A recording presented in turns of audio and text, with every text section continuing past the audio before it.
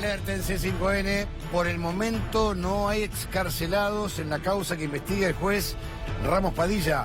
Bienvenido, Darío, buenas tardes. ¿Qué tal? Buenas tardes. Recordemos que el viernes Ricardo Bogoliuk y Oscar de Gastaldi declararon, pidieron una ampliación ante el juez Ramos Padilla, terminó la declaración y pidieron nuevamente su excarcelación.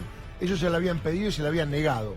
Bueno, el juez entre el sábado y el domingo, por eso es exclusiva la información, volvió a negar la excarcelación de ambos comisarios. Recordemos que los considera miembros de una asociación ilícita que trabajaba con datos de inteligencia y que eventualmente estuvieron vinculados con Marcelo D'Alessio en el tema de dar datos, darle correctamente la información para que Pedro Echeve sea extorsionado. Así que seguirán detenidos, hay una apelación vigente en la Cámara de Mar del Plata, van a hacer el informe in voce el día jueves y ahí se verá si le otorgan o no la libertad. Es decir, que en esta causa hay 3 detenidos, hay 2 imputados más, recordemos el fiscal, agreguemos Bidoni, ahora una nueva causa, el fiscal de la provincia de Buenos Aires, y en un ratito más vamos a profundizar qué va a hacer mañana el fiscal federal Carlos Stornelli.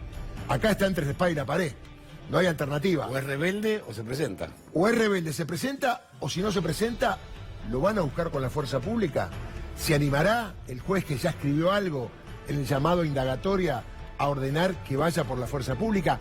Todo es un escándalo. Todo. Cualquier alternativa de las tres... La causa es un escándalo. Y la causa sigue creciendo. Y un dato último. Le mandó al Procurador General Eduardo Casal una nota con todos los antecedentes de la causa, algo así como, le vuelvo a remitir lo que usted me pidió, porque le pidió un disco rígido con todos los datos. Tome. Ahí lo tiene. Evidentemente le está diciendo, hablen con el fiscal Stornelli, díganle que se presente, díganle que haga algo, porque la situación está muy complicada. Ya hay 2 fiscales implicados, Bidoni, que va a declarar el próximo miércoles, y mañana Carlos Stornelli. En un ratito estamos averiguando, le vamos a contar qué va a hacer Carlos Stornelli. La verdad, una situación muy complicada, teniendo en cuenta que es el fiscal de la causa de la fotocopia de los cuadernos. Repetimos, de haber sido otro fiscal de perfil bajo, a lo mejor la situación era diferente. Pero muchas personas que están detenidas, muchas personas que están procesadas, fueron por pedido de Carlos Stornelli. Entonces yo te pregunto a vos, si vos vas a declarar una causa y el fiscal que te va a tomar la indagatoria está en esta situación, ¿vos qué decís? Le preguntamos a Roberto Carles. Dale, como quieras. Doctor Carles, Roberto, ¿cómo le va? Buenas tardes, aquí con Darío Villarroel, los saludamos. ¿Qué tal? Buenas tardes, ¿cómo están? Ahora, doctor, esta causa es un escándalo por donde se lo mire y realmente, digamos, uno le cree al doctor Ramos Padilla, está investigando de verdad. Ahora, que fiscales utilicen a un lumpen como Marcelo D'Alessio para extorsionar, para prestar, para obtener trabajos de inteligencia, documentación reservada, estamos frente a un escándalo mayúsculo. Sí, sin duda. Creo que solamente la relación de promiscuidad que ha demostrado tener el fiscal con este sujeto, que no se sabe si es un agente orgánico o inorgánico de la Agencia Federal de Inteligencia, si responde para un servicio, para un centro de inteligencia extranjero.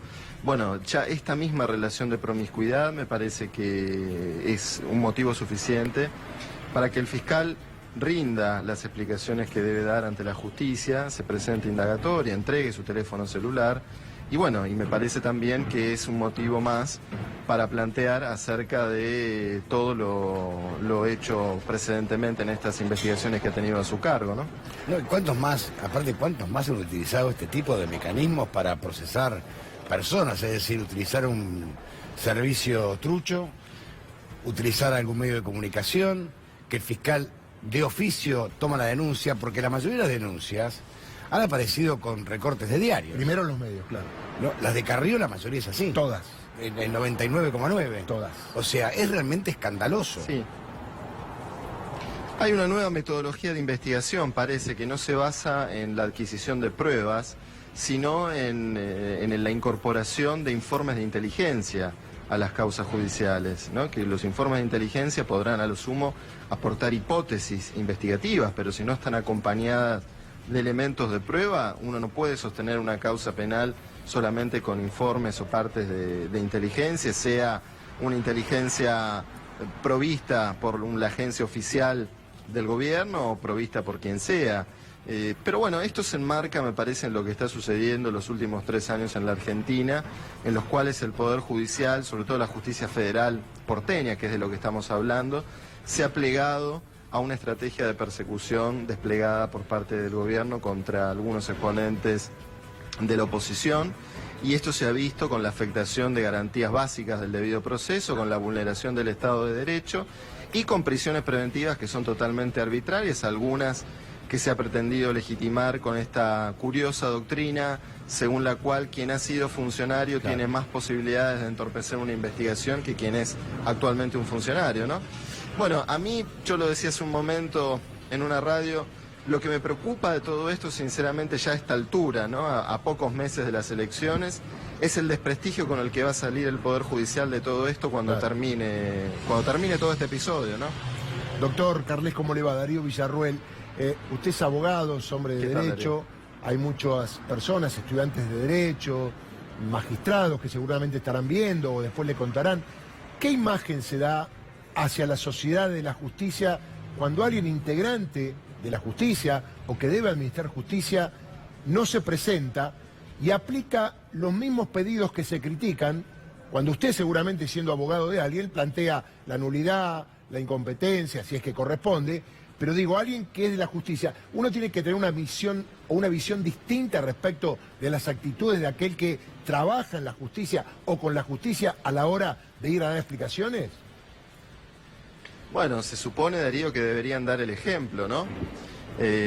Nadie puede ampararse, que por otra parte no es lo que ha hecho Stornelli. Stornelli directamente no se ha presentado. Claro. Yo he escuchado que se ha hablado en estos días acerca de la inmunidad de arresto que tiene, ¿no? Los fueros que tiene por ser fiscal. Esos fueros no tienen nada que ver con presentarse o no presentarse a una declaración indagatoria. Los fueros lo que dan es inmunidad de arresto, es decir, la imposibilidad de que se le dicte una prisión preventiva y esa prisión se ejecute. Por otra parte, el juez Ramos Padilla, en caso de estar en rebeldía del fiscal, puede efectivamente citarlo con el auxilio de la fuerza pública. Eso no vulnera en modo alguno la inmunidad de arresto que tiene el fiscal en función de sus fueros por ser integrante del Ministerio Público. Ahora, lo que lesiona fuertemente la confianza de la sociedad en el Poder Judicial es la doble vara. Claro. Recordemos que en estos últimos tiempos hemos tenido personas que han sido detenidas sin siquiera haber sido indagadas. Y acá estamos viendo cómo una persona puede 2, 3 veces, las que quiera, ni siquiera presentarse una declaración indagatoria, que por otra parte es un derecho que tiene para poder ejercer su primer acto de defensa en un proceso penal, ¿no? ¿Cuánto bien le haría a la justicia que diera las explicaciones que tiene que dar, que entregara el celular y que se disiparan todas las dudas que pueda haber sobre su persona, ¿no? Sí, a mí, en caso de que no vaya y sea declarado en rebeldía, me corre un frío por la espalda. No recuerdo antecedentes de un fiscal federal declarado en rebeldía, ¿no? ¿Qué efecto tiene eso inmediatamente? Primero ante la opinión pública y después ante el Procurador General, que es el jefe de Carlos Stornelli, ¿no? Sí, es sin duda un hecho sin precedentes, que me parece que contribuye a la escritura de esta página, que es probablemente la página más oscura de la historia de nuestro Poder Judicial desde los tiempos de la Corte del 30, que convalidó la doctrina de facto. Un Poder Judicial que se ha plegado a la persecución política liderada por el gobierno y que en otros casos también se ha prestado al encubrimiento de otros hechos de corrupción. Es decir, el doble estándar, la doble vara es lo que deslegitima a nuestro Poder Judicial y por eso, insisto, a mí lo que más me preocupa ya a esta altura es el daño y la pérdida de credibilidad que va a tener el Poder Judicial una vez que termine todo este episodio. No es solamente el caso de Stornelli, lo de Stornelli ahora ha salido a la luz a partir del episodio de D'Alessio. El problema que tenemos con la justicia federal es un problema estructural, un problema que tiene que ver con la enorme concentración de poder que implica que todas las causas de corrupción de los funcionarios nacionales, es decir, de la Casa Rosada básicamente, estén en manos de 12 personas. Claro. Esa concentración de poder es inaudita, no se da en ningún país del mundo, que 12 personas que no fueron elegidas además por el voto popular tengan el poder de tener como rehenes a quienes sí han sido elegidos por el voto y además por tiempo indefinido, ¿no? Porque sabemos que muchas veces las causas de corrupción duran mucho más de la cuenta, no solamente por los palos en la rueda o por la forma en la que pueden llegar a embarrar la cancha los defensores, sino porque muchas veces a los jueces les sirve tener esas causas como una carta para poder negociar la no destitución en el Consejo de la Magistratura u otro tipo de cuestiones, ¿no? Entonces me parece que si queremos sanear las instituciones, si queremos recuperar la credibilidad de nuestro Poder Judicial, va a ser clave que se consensúe a nivel político, que haya un gran acuerdo sobre cómo reformar la justicia federal porteña. Pero también, doctor, digamos, todo esto está enmarcado, a mi juicio, ¿no?, en un verdadero escándalo. Porque si tenemos en cuenta que la madre de este borrego es una causa que son fotocopias de un cuaderno, y a su vez que un tal Marcelo D'Alessio quien extorsionaba y apretaba a empresarios para que se arrepientan, claro, y a su vez utilizaba un medio de comunicación para apretar y extorsionar a gente arrepentida, y se detiene a quien no se arrepiente, estamos hablando de un verdadero desastre institucional, ¿no? Además, déjame agregar que la causa de la fotocopia de los cuadernos surge por un medio de comunicación. Encima, que el diario La Nación. Estamos hablando que estamos frente a un escándalo de proporciones, a una vergüenza institucional realmente sin precedentes.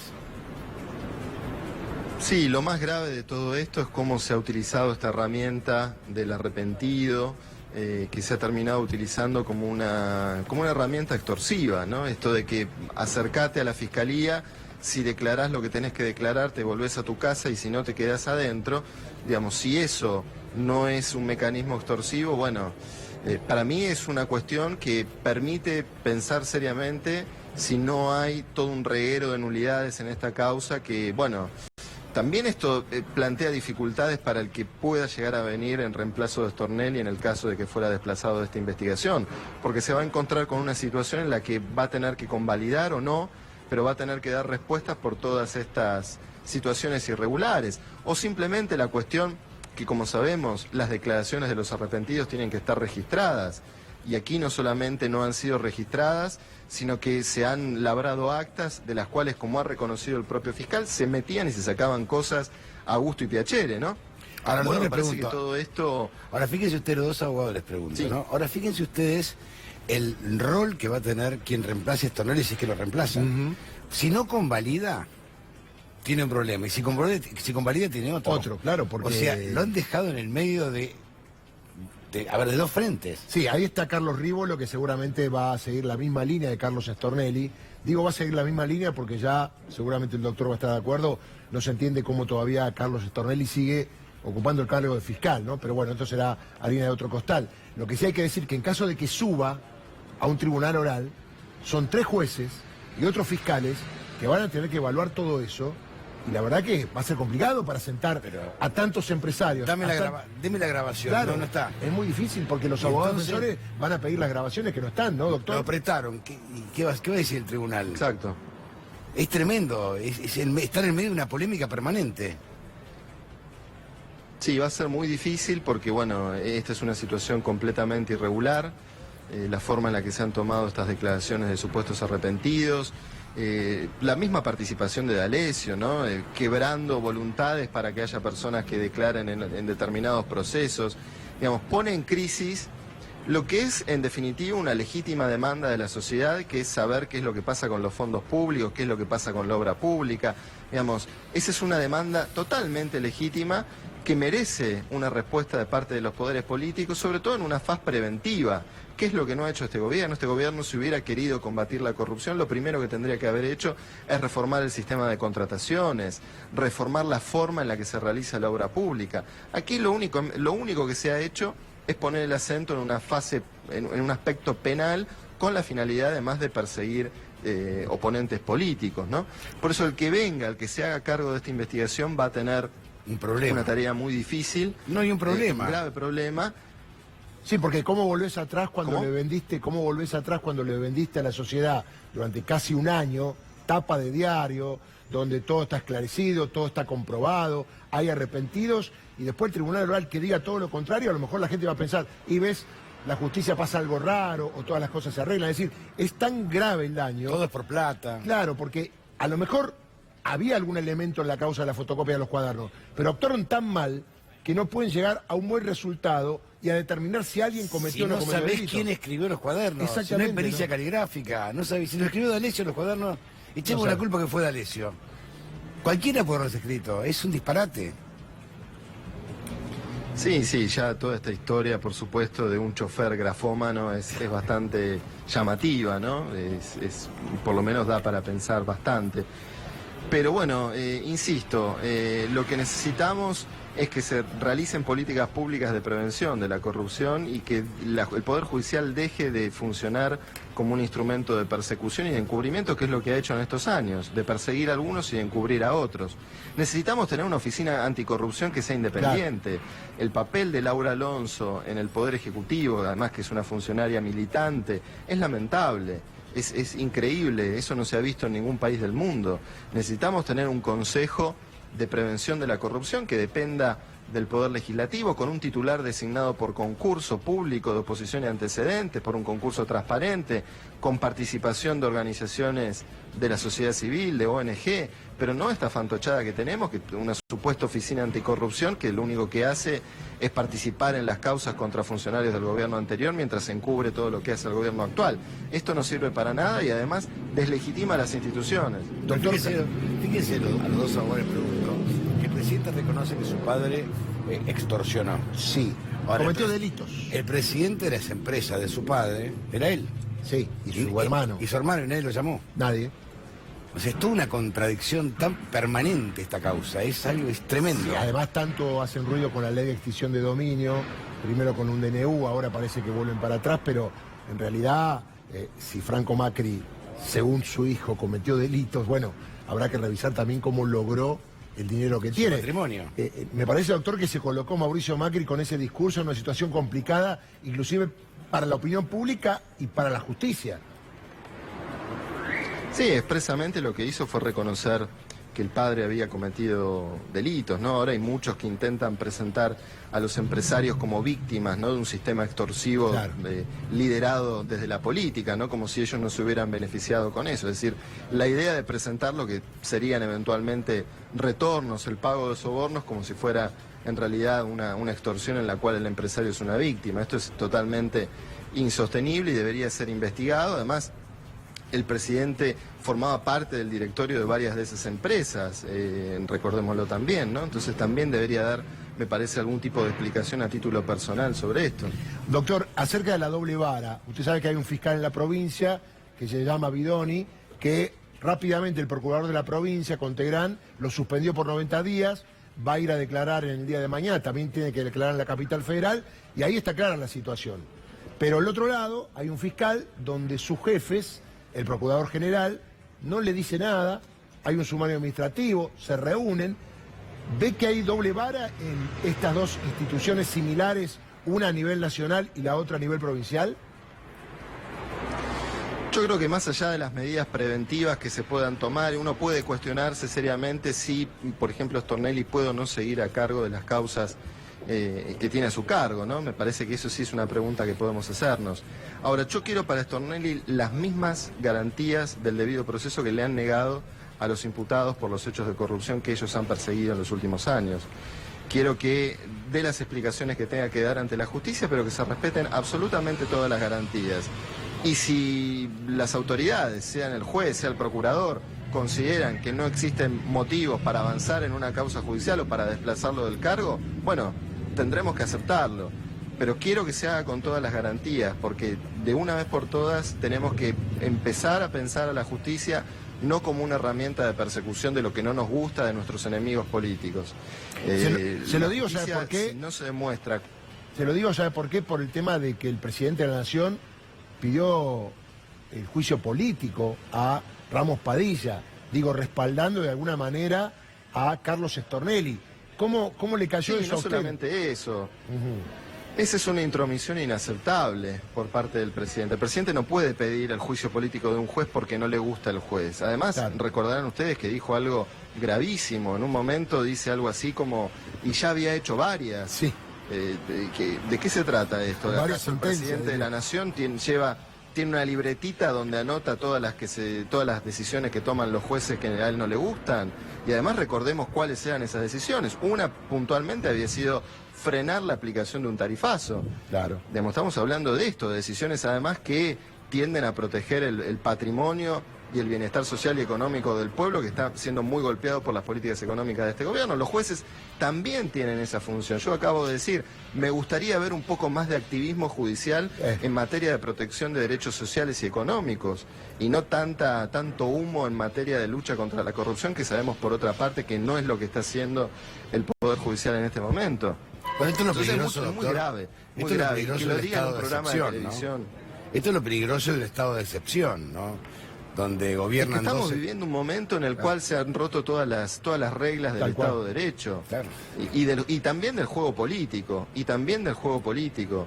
de esto va a salir muy desprestigiado el Poder Judicial, lamentablemente. Es imposible que el Poder Judicial se preste a estas persecuciones, se preste al encubrimiento de otros hechos de corrupción o de servicios de inteligencia que no sabemos a quiénes responden, y salga con total, salga limpio de todo este proceso. Además, va a costar doctor, mucho tiempo, porque además el Poder Judicial no se revalida en las urnas, no revalida su poder y su autoridad en las urnas como ocurre con los políticos, que si no nos gustan o se mandan alguna que no queremos que siga ocurriendo, los cambiamos con el voto. Los jueces siguen estando. Y que queden en el tiempo ejerciendo los cargos con el serio desprestigio que está provocando todo esto, realmente es muy grave, muy grave. Doctor, hoy pasó algo muy particular que por ahí la gente no lo sabe. Hoy fue el juez Ramos Padilla al Consejo de la Magistratura porque está primero en una terna para ser juez federal con competencia electoral en La Plata. ¿Y sabe quién fue el consejero que le tomó ese examen de visu, es decir, preguntándole algunas cosas? Fue Pablo Tonelli, que es el mismo que tiene por otro lado y en otra carpeta la acusación de juicio político por parte del Poder Ejecutivo de la Nación. Digo, ¿no tendría que haberse excusado Pablo Tonelli a la hora de tener... por acá es el mejor y por acá lo queremos echar? Es una cosa de locos esto. Es insostenible, totalmente insostenible. La injerencia. Recordemos lo que dijo, lo que prometió además el presidente en campaña, porque, digamos, el desastre económico y social de este gobierno está a la vista de todos, ¿no? Lo vemos cuando lo vemos en la calle con la gente que duerme en el suelo, lo vemos cuando vamos al supermercado, eso no hace falta explicarlo. Pero además, recordemos que este gobierno, Cambiemos, llegó al gobierno con una promesa de mejora de la calidad institucional, con una promesa de una justicia independiente, ¿sí? Que borró totalmente con el codo ya el segundo día de haber asumido el gobierno, cuando intentó poner por la ventana 2 jueces de la Corte, que los quiso designar por decreto. Entonces, ni siquiera la promesa de una mejora institucional ha cumplido este gobierno. Una de esas promesas fue no realizar ningún tipo de injerencia sobre el Poder Judicial, y lo estamos viendo ahora. Cómo se mete para opinar el presidente en forma directa, ni siquiera ya a través de voceros, para descalificar a jueces por el contenido de sus sentencias. Cómo han perseguido a los jueces laborales por el simple hecho de haber convalidado paritarias. El juez Arias en La Plata, intentaron también con el juez Rafecas, con Casanelo, toda una operación de inteligencia que lo vinculaban, que decían que había estado reunido con la expresidenta en Olivos, se demostró que todo eso era falso. Hay procesados por esa operación trucha. Entonces, digo, la situación de injerencia del Poder Ejecutivo en el Judicial en este momento creo que no registra antecedentes en nuestra historia, Doctor, en democracia por lo menos. En caso de ser declarado rebelde y que no vaya, ¿se sostiene un fiscal federal declarado en rebeldía al frente de una fiscalía? Digo, está bien que no hay antecedentes, pero el sentido común ya tiene su respuesta. ¿Y qué se hace? Bueno, evidentemente el procurador deberá, con ese pedido que le hace el juez Ramos Padilla, supongo yo, doctor, corríjame, suspenderlo mínimamente, no sé. Exacto, sí. Ahí vendrá otro pedido del juez Ramos Padilla a los superiores del fiscal para que se tomen las medidas correspondientes. Pero es una situación tan anómala, que sin precedentes.